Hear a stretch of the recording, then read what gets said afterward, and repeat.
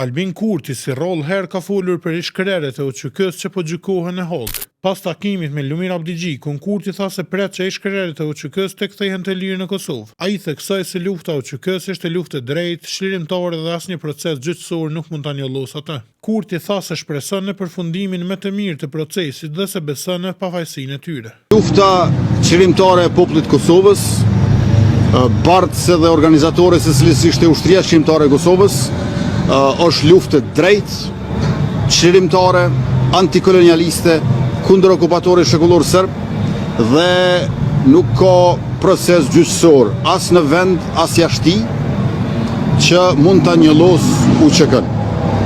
Ne shpresojmë më të mirën dhe dëshirojmë që të na kthehen në Kosovë të lirë, besojmë në pafajësinë e tyre dhe kjo është kryesorja.